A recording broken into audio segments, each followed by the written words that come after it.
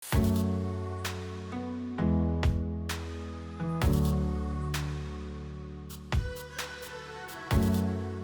cicadas finally stopped. Did you notice? I didn't even notice after just being out here.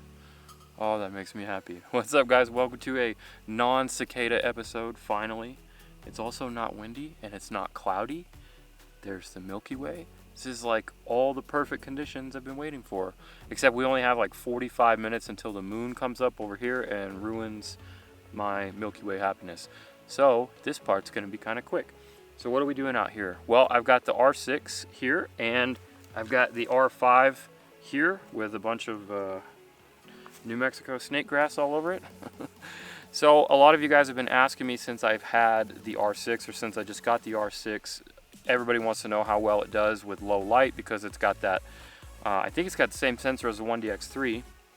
And as a previous 1DX2 shooter, which I just sold, I'm very happy with the 1D series for astro stuff. So we have a lot of high hopes for this guy, for the R6, for doing astro stuff. And if you follow my channel, then you probably know that I've already done a couple of R5 astro videos, astrophotography, and I've been very happy with that. I was a little worried with it being 45 megapixels that it wouldn't do as well, but it performed better than my 5D4. But now we're here to compare it to the R6 and see how the 20 megapixel, hopefully low light sensor does and how it compares to the 45. So let's go ahead and get this set up and I will walk you guys through real quick my settings. So I've got, I don't know if you can see it in the background there, but I've got that nice, can they see that? No? Take my word for it, there's a really cool yucca there. I've got it all framed up here the way I want it. I am rolling with the Tamron 24-70 G2 for my lens on here, and rather than just put these two, rather than put this side by side with another tripod, since this is a low light noise test, I'm going to use the same lens. So I'm going to switch this out and we'll deal with it that way. So I've got this, I've got the R6 set up with the 24-70 at f2.8, 24 millimeters, 20 seconds, ISO 3200, and that's looking pretty solid, focused on infinity. We're going to take the shot.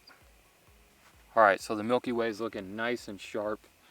So I'm going to grab one more. I'm going to light it up with one of my Lume cubes. I'm going to light the cactus up and focus on the cactus, and then we'll get that so I can do focus blending, because even though I'm out here mostly for the YouTube video, I'm also out here to get nice images. So I'm going to go ahead and focus stack that real quick, and then we'll get the R5 put on here, about the same composition and everything, same settings, and then we'll take shots and then we'll head back and check them out.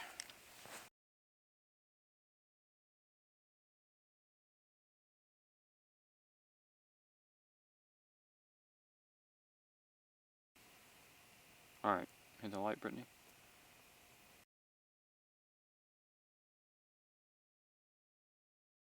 So what I did was I put the R5 on, and then I grabbed the same settings, f2.8, 20 seconds, 3200 ISO, did the focus stacking, all of that good stuff. Everything's the same.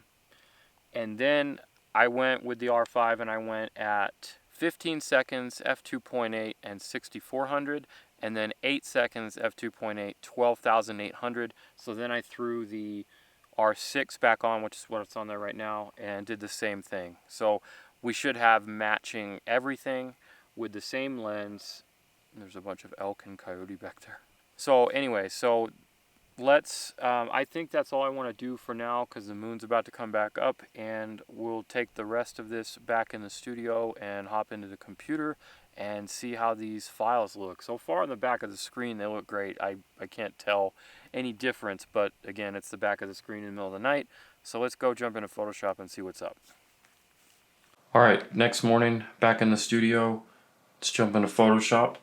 So here on the left we have the R5 f2.8 20-second ISO 3200, and here on the right we have the R6 with the same settings, 3200 ISO. So the first thing I'm noticing, obviously discount the light on the yucca there because that was probably from the video light that we were using to film the video. But we still have some good dark areas over here, and everything else is the same. So these are the raw files, and you'll notice the only thing that I did for any sort of corrections or anything was I made sure the white balance was the same because I just totally spaced it and accidentally left the white balance on auto for both of these. So I set them to 3800, which is kind of usually the ballpark of where I shoot my astro stuff. So I put that at 3800 for both of them. The lens vignetting is still there, you'll see, because I didn't do any lens corrections or anything like that. And that's it, that's all I did. Oh, and straighten the horizon. So it's basically still the raw images. So what I'm noticing definitely is the R6 seems to be a little bit brighter, again discounting the brightness of the yucca there. And it's hard to tell if it's maybe slightly more contrasty because it's a little bit brighter, but let's go ahead and zoom in here we'll zoom into the Pipe Nebula. And again, keep in mind the megapixel differences here too. So first thing you'll notice is there is still a little bit of motion blur on the star trails. And I think that might be because I was really close to the 500 rule at 24 millimeters, 20 seconds. The maximum theoretically you could get away with using the 500 rule would be 20.8 seconds. So again, that's theoretical. So there might be a little bit of motion blur from the star trails from that. And there also might have been just the tiniest bit of motion blur from the actual camera because of the way I had it on the tripod, where it was, I didn't have an L bracket, so I had the tripod in a vertical position. And I think gravity could have just pulled on that heavy lens a little bit. The 24-70 G2 is a pretty heavy lens. But either way, we're not here to discuss my astrophotography techniques in terms of motion blur. We're here to look at the noise. The motion blur has no bearing on the noise. So let's zoom in here to 100%.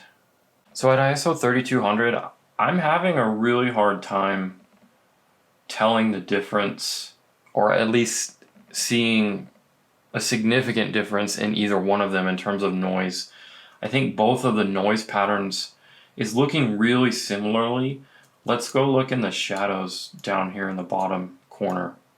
I don't know if I'm trying to convince myself, but I feel like maybe I see a hint more noise in the R5 over here in the shadows. Again, at this level though, it's so hard to tell, and when you're backing out of this, practically speaking, I think they're pretty darn close. So let's go ahead and open up the 6400 and then the 12,800, and we'll see if and where any noise differences pick up. Okay, so here is the 6400 ISO at 15 seconds, f2.8 for both. So on the left again we have the R5. So we'll zoom in to 100%.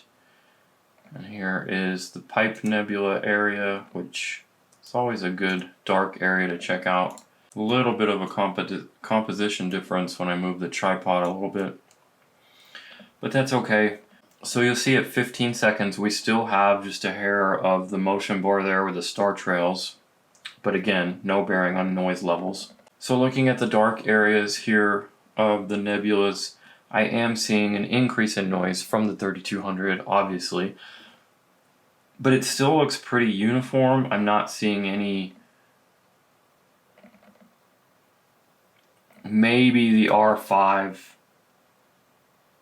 is a hair noisier. Let's look at the shadows. So here's where it's definitely starting to show. I think the R5 is looking noisier here, and the R5 again is on the left.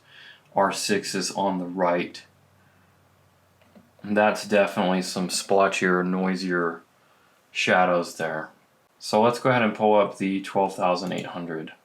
Alright, so now we've got the ISO 12,800, 8 seconds, f2.8 R5 image on the left and the same settings of the R6 on the right.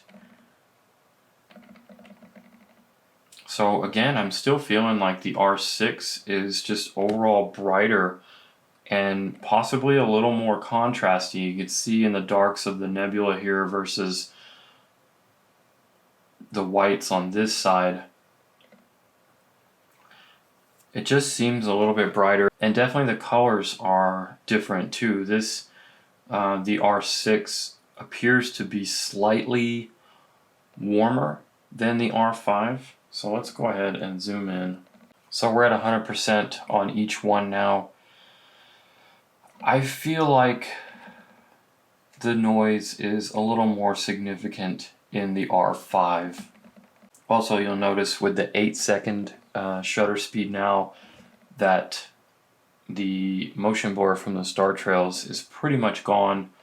There's a little bit here in the R5, and again, I think that's actually the tripod that with gravity pulling the vertical thing down.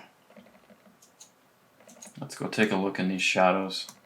So this is where it's getting kind of tricky to tell. They're both obviously a lot noisier. I feel like maybe, again, I'm not sure if I'm trying to convince myself. This is where it gets super subjective. But I feel like possibly the noise is a little bit more pronounced in the R5 in these shadows. Well, the good thing is what I don't see in either one of these at 12,800 ISO, I don't see any color banding or anything like that, and that's fantastic. I mean, I think with a bit of editing, either one of these from the R5 or the R6 would be totally usable for certain things, especially for social media and web purposes. As a professional, I wouldn't have a problem if I absolutely had to use either one of these at ISO 12,800, and that's just not something I've really been able to say before. I've used a couple of images from my 1DX2 at 12,800 shooting for clients when it was just completely, absolutely necessary, and I felt confident I could get away with it, but these look even better than that. And in both cases, I'm super happy with how each one of these, the R5 and the R6, are handling these high ISO noise shots. Alright, well that was pretty much it. That's it's kind of my first look, since this was my first Astro shot with the R6. Preliminarily, so far, I think it looks great, and if it is a little bit better than the R5, then I'm pretty happy with that. I'm also pretty happy with how well the R5 is actually holding up, considering it's more than double the megapixels. I haven't done any astrolapses or super long exposures or star trails with the R6 yet, but I will soon. So now that the moon is waning, we've got 1 month left of Milky Way here in the northern hemisphere, and I'm definitely going to take advantage of that. So I'll probably have some other vlogs and videos about that kind of stuff coming out here pretty soon. So if you guys have any questions about anything I did or didn't do concerning the R5 and the R6 and the Astro stuff and my settings and whatever, leave those in the comments below and I'll answer them. And quick channel plug, if you guys want to see some extra content and some deep dives and some editing for how I edited like this image, I did a whole video on my entire editing process, and I do those regularly for the channel members. So there's a link down below, the join button down there. You can check that out and have access to really cool stuff like the extra content and the deep dive editing videos and all of that. You also get discounts on all my merchandise and my workshops. So again, the memberships for that down below.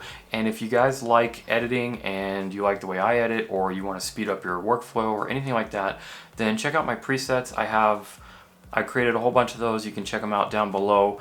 I love them. I use them all the time. I hope you guys will love them too. Alright, that's it for my channel plugs. Huge thanks to all of you guys for watching my videos, supporting my channel. Even huger thanks to all the members. You guys are amazing. I love you guys. So check out all the links down below. All that stuff really helps me out. I really appreciate it. Hit that like button if this video helped you out. Thanks for watching. I'll see you in the next one.